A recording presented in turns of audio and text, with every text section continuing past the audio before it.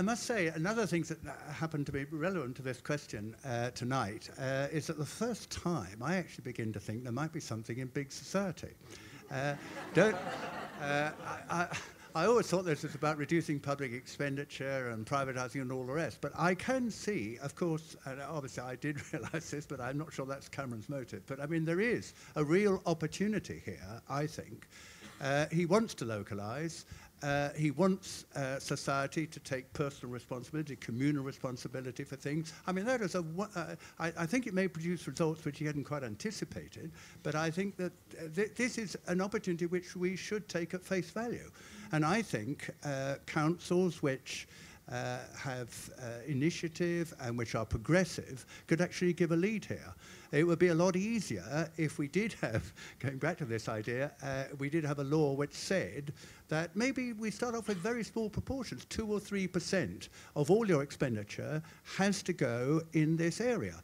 Now, 2 or 3%, of course, sounds very small, but where you take councils, let alone government, we're talking about quite big money. And it would obviously have to be, you know, subject to the production of plans, which would have to be sort of vetted and looked over. But I'm sure that can be done, and I think it is practical.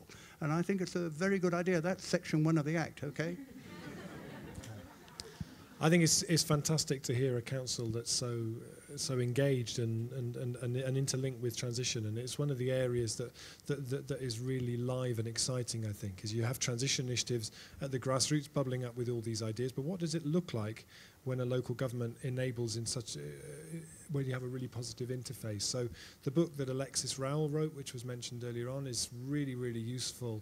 Lots of insights from councils all across the country in terms of best practice and how they're working with transition projects. I suppose the thing that comes to my mind, first of all, is around procurement, that actually councils can do an enormous amount in terms of procurement, particularly around food. And then the argument that then usually comes back is, well, we can't really do, because you can't because of the GATT treaty. Talk about legal stuff, all the stuff in the GATT treaty, and about anti-protectionism stuff. So in Totnes, we went to the local council and asked for a few £100 to do a local food directory, and we were told they couldn't fund a local food directory because it would be seen as promoting protectionism.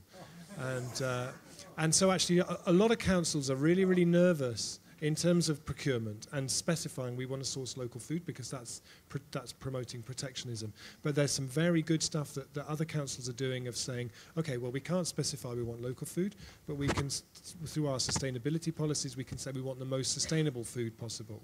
We want food which has the most benefits to the local community. The Soil Association have done some really good work around procurement and making that possible. But I suppose really the question is for other transition groups here, what would really help in terms of what your council could do?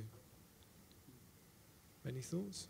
Can I just say one sentence just before we come to the question? I mean, I think it's a hell of a good idea. Instead of waiting to expect the council to come to you, why don't you go to the council? Why don't you spell out the ways in which they could help you for small amounts of money? That's what you're going to ask. Is that right? Okay. No, I was going to make it completely different. Oh, right.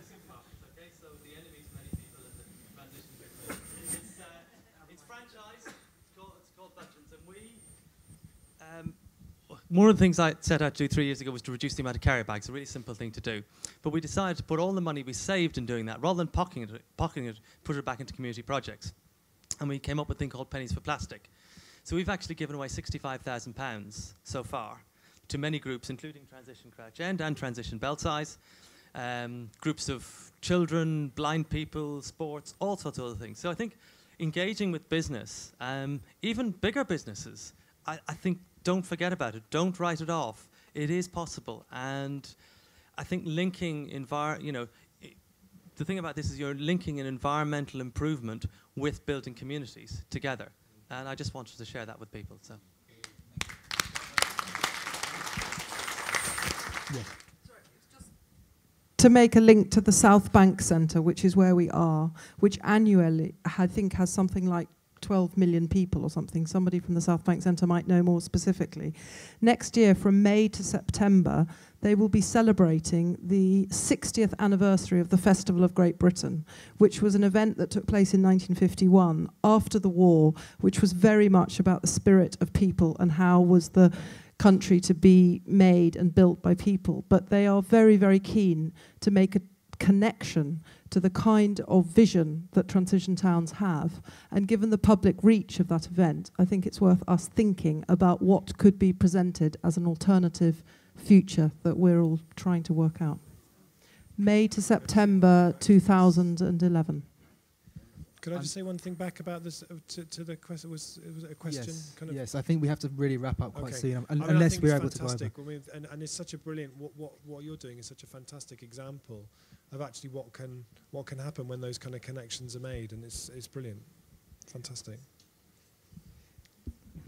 My head is still whirring about this idea of a Transition Enabling Act, and I've just thought further about it.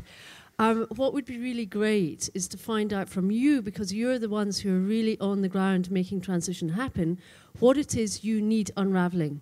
Yeah, and so I need to find that out so that I can write this act very fast so that Michael Meacher can take it into the House of Commons. But I need someone to coordinate that. And I don't know, I've got Duncan here beside me. So maybe I could nominate Duncan to actually sort this out in some way, where emails, something could be put together where we could actually brainstorm it further, what needs to go into that act, so that your communities can be enabled to move very, very fast. Okay. It's not a question as such, but I think despite all the practical things everybody is doing, maybe we all should reserve 10% of our effort and think about that aspect of how to motivate, how to communicate with others who think all this stuff is ridicule and nonsense.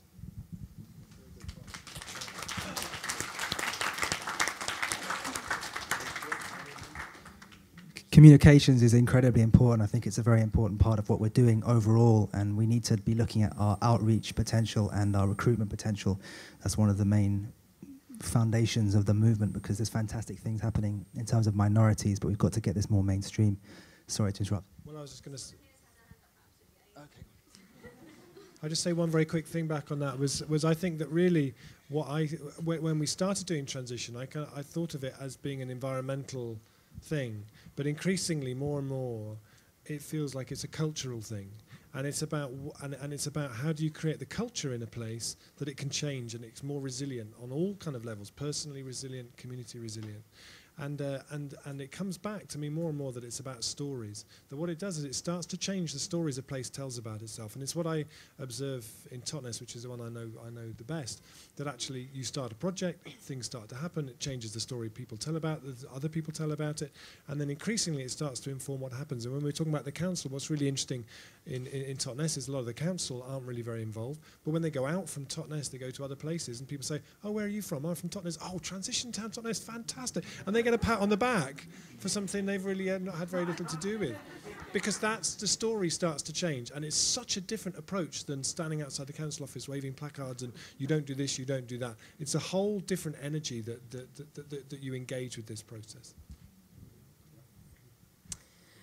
Hello, I'd like to ask the room whether any transition towns or any other groups use consensus decision making, and perhaps suggest that they might like to look into it. Consensus decision making? Yeah, some people? Okay. Okay. I'd like to hear some feedback about people who use it to see what they think about it. Also, I'd like to ask if anybody from here lives in North Southwark, because that's where I live and I'd like to set up a transition group. So if anybody's interested in that, Bermondsey or Walworth, please talk to me. Thank you.